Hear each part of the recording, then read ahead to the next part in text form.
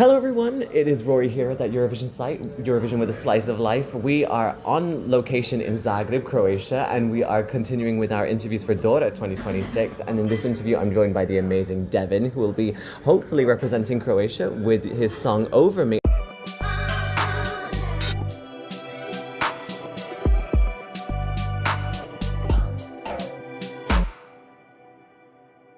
Bok, kako si? Jako dobro, kako si ti? Da, dobro, ja sam, hvala lijepa. Wow, everyone's learning Croatian when they come here. I mean, it's amazing. It's good to change space because usually people learn the swear words first, and that's like, okay, let's change that. Yeah, I mean, we can all say those kind of things, but I feel like it's probably like better not to get off on the wrong foot straight away. So I think it's better to do that. So good idea. So so you are going to be in the competition now in Dora with Over Me. I mean, how was it when you got the call to say, oh my God, I'm going to be participating in Dora? What call? I'm gonna ask you what call. There was no call. We were literally like this in a bar, just sipping coffee. My mom went. I was with my mom and a friend of mine. We were discussing about potential performances, and she got up to go to the bathroom. And I'm just scrolling Instagram, knowing that eventually the results are coming in. Yeah. And Dora Harte just posted that on their Instagram, the list of the people, and I saw I was looking at the bottom. Couldn't find myself, looked up, saw my name third or fourth, and I just started shaking. I get up, she's coming back from the bathroom. She's like, where are you going? And I just straight faced, I'm like, I'm going to Dora. And the fear shifted from me to her, and she just started stumbling back. I'm like, no, stay still. So it was just a very like, what? And obviously, you know how things always happen at the worst possible second. Yeah. I'm in this bar, it's crowded, people are talking, I'm getting calls from Hayate, we need you to send this and this and this. I'm like, I can barely hear them. It was just, so it was, if I had to do it again, I wouldn't. Oh my God. Don't call me, don't do anything. At least give you some good notice first, just so you can be aware of it. Yeah, just saying like, hey, we're giving you a list in like 3 seconds that you're out, so prepare yourself. just be, like, if you need to have a bit of an accidental crisis, then you can have it away from everyone else. I was trying to eat, my burger was shaking in my hand later, just like trying to write to people like, we got through the Dora, we're doing Dora this year. It was just an experience. That's amazing. I can imagine, like, as someone, for me, like, I would have been absolutely bricking it, like waiting for that moment, and then as soon as it happens, like what is going on with my life? It felt like that, all these years. I mean, this is my third entry to Dora, and the first time I actually went through, so I was, in a way, it's almost bittersweet, because the first 2 times where I was so like, I wanted it so bad. Yeah. And I wanted it just as much now, but right now, it comes from a place where I'm more mature, more ready, more calculated in everything that I'm doing. And before I was more, I was greener, I was younger, I was just this starry-eyed kid. So before it was like, oh my God, we gotta go through the Dora. And now it just felt like, okay, we're in. Now is the hard part. Now you don't even get to feel the glee of being this young kid that's performing, because you're not, right? Like right now you're here because your song managed to check all the check marks of what a Eurovision song has to be. So like, this is a big thing, and I'm honestly glad that the first 2 times I didn't go through, because I was inexperienced. I would not be ready, and it's I admit that proudly, because the beauty of being an artist is the fact that you grow with the years of experience, and I'm just happy it happened at this age, at this mentality, and that right now I honestly feel prepared for it. Wow. Well, I mean, if that's a good start to see how you're going to be performing, I guess, in February, it's going to be really interesting to see. So tell us then a little bit about Over Me. How did the song come about? How was the writing process? And I guess what made you decide to submit it to Dora? Over Me, I mean, I have the same answer, but it's not about giving the same answer every time. It's just about how emotional the story of the song is. It came after a long period of artistic self-hatred, so to speak. Okay. But it wasn't a self-hatred in terms of what I create. It was more of this self-hatred towards myself, where I knew what I wanted to be. I was just never brave enough to admit it to myself. And I had spent a good 2 years almost crafting a vision of myself that was not authentic. It was more tailored to the Croatian market, which is already very small. And to push yourself into it with a vision of yourself that's not true is a recipe for disaster. Even if you do find a fan base, it's so small that it genuinely just feels like you're doing nothing. And I was creating music that I liked, but it wasn't authentic to me. And then I got the chance to see 2 bands in 1 year. I saw Black Veil Brides in Southampton. Oh wow, okay. Which, a metalcore band from the United States, they're doing their thing. And Huge, yeah. Yeah. And then I saw Måneskin. Oh wow. 2 years after I saw them at Eurovision. So it was this growth of them as artists to what they were at that moment. And I came back to Croatia just distraught, like, what is going on? Like, I need to follow my dream. I need to follow and be authentic. And then half a year later, I started writing all the music that I loved. Everything that I created was authentic. And I think Over Me was that last push into being who I am today. Okay. And that song sat dormant in my phone for a year until my mother tapped me on my shoulder. She's like, do you have anything for Dora this year? And I'm like, absolutely not. But there is something that, I think might ring true. And then when we put the arrangement that I really wanted to fulfill for the longest time, Over Me was not a song. It was genuinely the Dora song for me this year. Mm-hmm. And I just accepted, like, if I don't send this in, I'm gonna just beat myself up for the next 10, 20 years. Yeah, and that's the thing. Like, you want to just at least feel like you've got that thing. It's like, don't let it be the one that got away. Absolutely. Because, as artists, as we always grow, it's inevitable that in 6 months' time, I'm going to listen to the song and I'm going to think, I could have done this better, or I could have written this lyric better. Yeah. And unfortunately, the thing with music is the second you make it is usually the time when you believe in it the most, and you have to release it. Because if you start overthinking, you're just going to ruin it. Yeah. You're going to ruin it with an abstract version of perfectionism that doesn't exist. Perfectionism is just your interpretation of what you like, and the fact that you can never be someone else. You can only be the best version of yourself.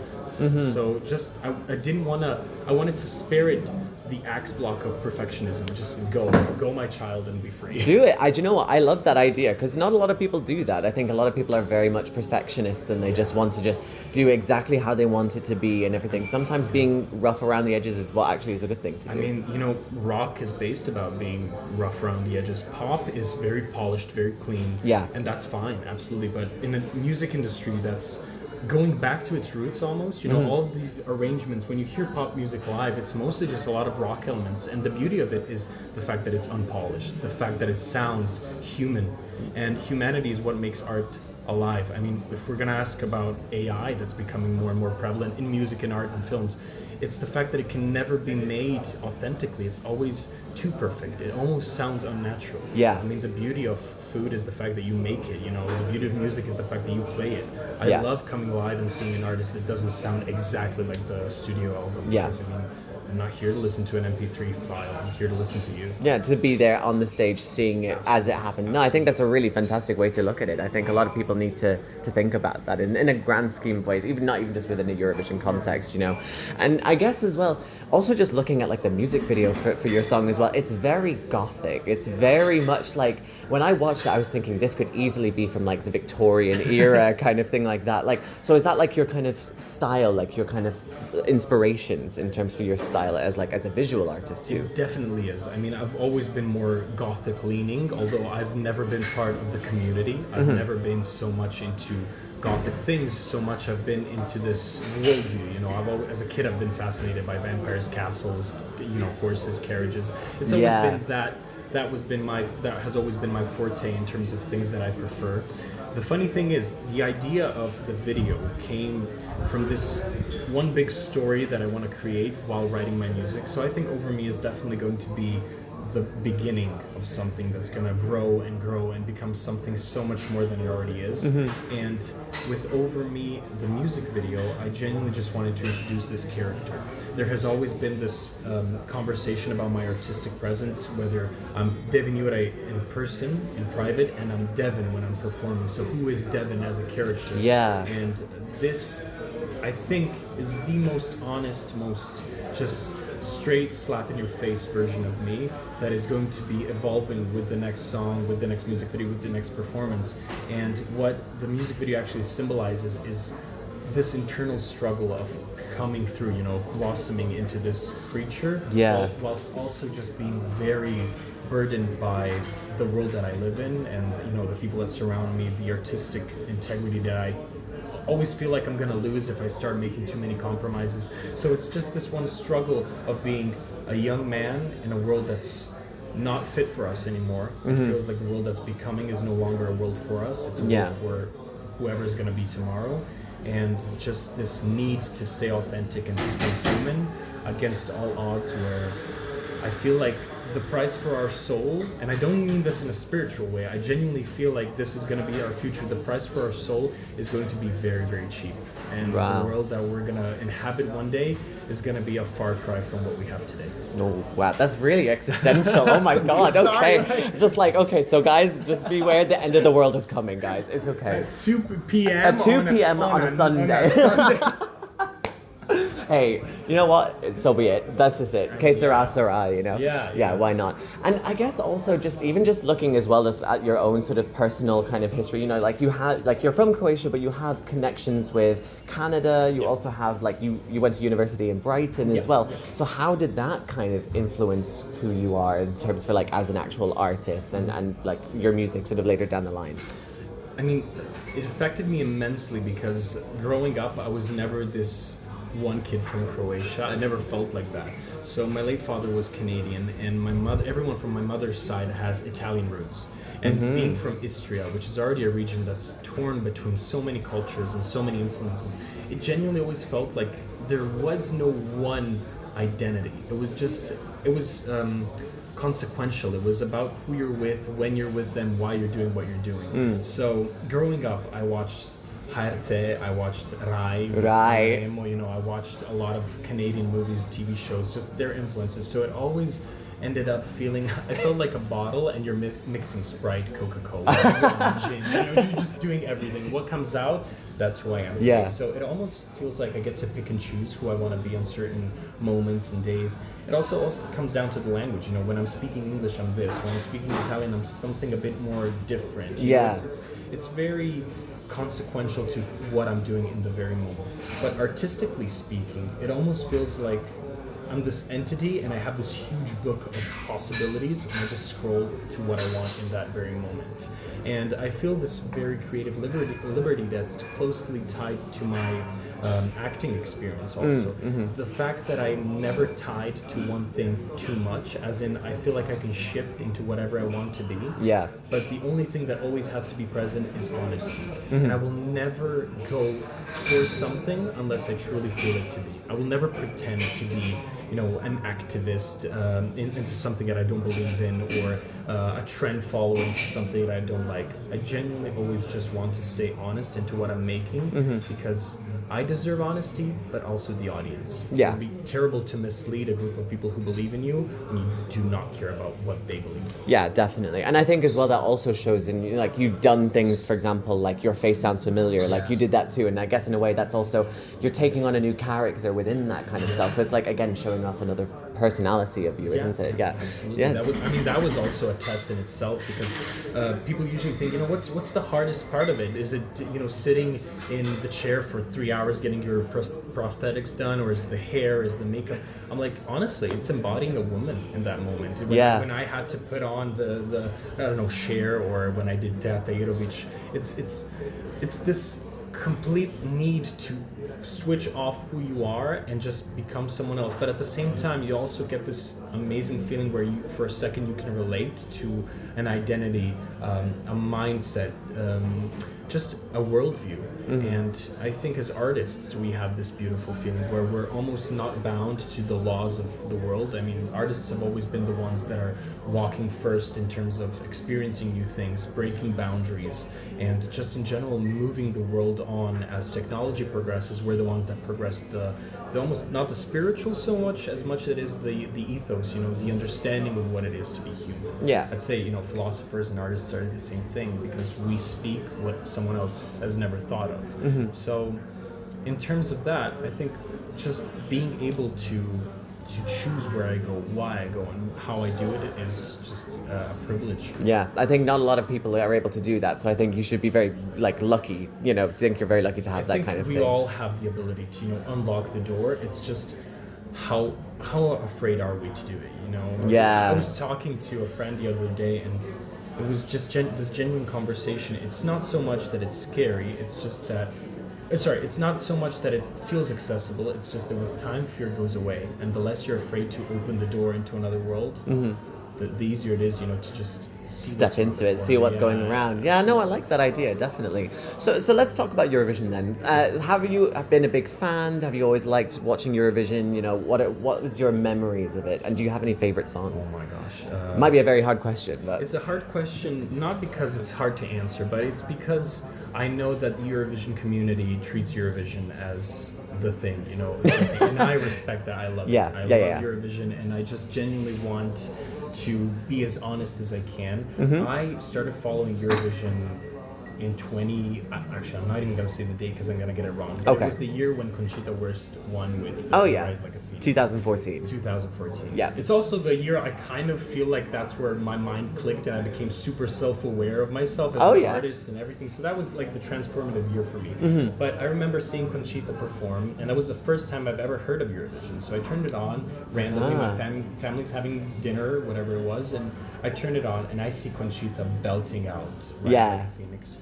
And I had so many questions and none of them mattered because I saw this beautiful performance that was so powerful and embodied everything that I felt like art was in that moment. Because as we roll back to that aspect of me being very into gothic stuff and castles and everything, she felt like that, you know, that everything, the power and the intensity that Eurovision was in that moment was all boiled down into that winning performance. So I was just blown away. And from that point on, I think Eurovision always stood in the back until I truly accepted my musician side, where I started to really appreciate everything that Eurovision was in terms of songwriting, lyricism, performances, vocalists.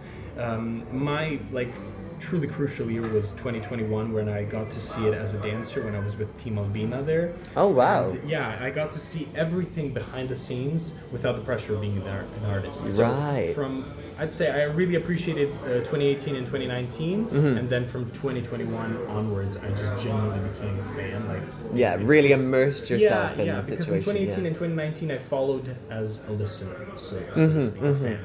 But from 2021 onwards, I truly became part of the community. I genuinely understood why people revere it, and how could you not? I mean, it's a night of music filled with so many people, so many ideas, so many topics and gossip, drama, you know, it's this beautiful, I mean, it's what makes us human. It's the appreciation for art that is stained by the humanity of our imperfection, you know? It's like this perfect thing that then brings all the people together and we just have at it for like 3 nights. Yeah, and that's the fun of it. We all get to celebrate each other. We all get to enjoy like what everyone brings to the table in that way. Absolutely. Yeah. So Conchita is like your favorite Eurovision song of all time. What do you say? It's not my favorite. It's my first song. Your first song. The first song that I truly felt was what introduced me to Eurovision. Yeah. In terms of like favorite, I mean, there's so many songs. There are. And there's this cliche that I carry on my back, but I really have to say my favorite song of all time from Eurovision is Zitti Buoni by Måneskin. Oh yeah, Måneskin. I mean, I'm sorry, I saw them live. I got to see it when it was at, you know, it's kind of like, oh my gosh, I don't think this is a good analogy, but you know, it's like you plant a seed and you look at the tree and then you remember, but I was here when that seed was planted. It's kind of like that feeling. And to see them and to see the music around them, it also unlocked this appreciation for honesty and just this interpretation of what being honest to someone is. And at that moment it clicked for me. I came back home, I got off the flight, I came back into my apartment, and I was just sitting there like, I need this. Like, I need to be honest with myself, because if I keep saying yes to everything and I don't really agree with it, I'm just gonna end up somewhere in life where I'm gonna be filled with regrets. And I think every artist, the thing they fear most is regret. Yeah, definitely, yeah. So I think in a way, Måneskin's really helped you out with that. Absolutely. Then, definitely, yeah. Okay, we like that choices. It's very good. So I guess then, as someone who's like maybe listening, obviously now you've had a huge variety of people from all over the world now who are listening to Over Me now, thanks to you being in Dora. If people are listening to that song and think, I need to listen to some more of Devin's music, what would be one song from your repertoire that you would recommend people to listen to? Well, that's a heavy question, especially because I feel like there is not one.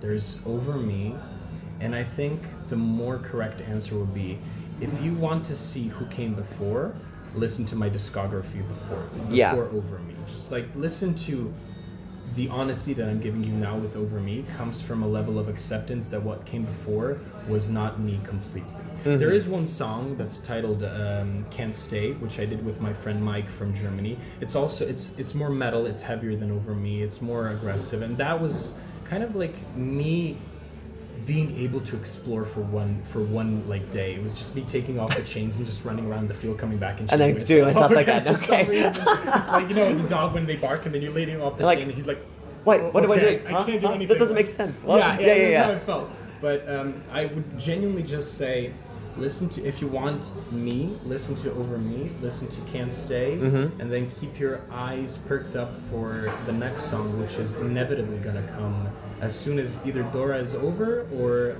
if God wills it, I mean Eurovision, then immediately I'm just, you know, getting back to work. I think I treat this as a job as well, but not a job that I hate, a job that I love, and I just want to give the people what they want. Because, I mean, if I could call my favorite artist, I'd be like, get in the studio right now. We're gotta get on this, let's go. Stop with the promotions, stop with the TikToks, just give me music. Black Veil Brides, please get in touch. Please get in touch with Devin right now, please. It's ridiculous. Yeah, I mean, as for me, I would just say, as my own one, I would say listen to TES as well. That's a very good song, it's a banger. We love to see it, so yes, we need some more of that. To me is incredible because I have a huge love for all these songs. Yeah. But obviously the audience sees them in a different light. So I'm glad that you like it, because I'm glad that you managed to see that honesty in that moment that I was. So no, they're amazing songs, honestly. And that's the thing about being an artist, you can experiment and you can do all of those things, which is amazing. And I guess then, you know, we had, obviously there's a long way to go until Dora and then obviously then to Eurovision and stuff, but what would it mean to you if you got to Dora, you won the contest, and then you got to go to Eurovision? What would that mean to you as an artist as well, and to represent Croatia as well? Oh wow.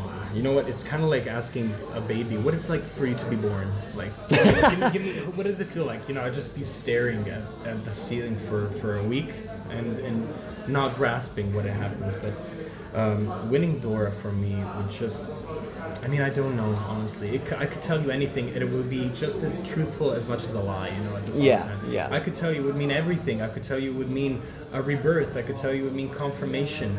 But I genuinely always boiled it down to one thing, and it's the fact that at the end of the day, we are entertainers. And we're here to entertain, to give people a moment of happiness in a life that's so full of stress, and everyone's so important, and everything is so crucial.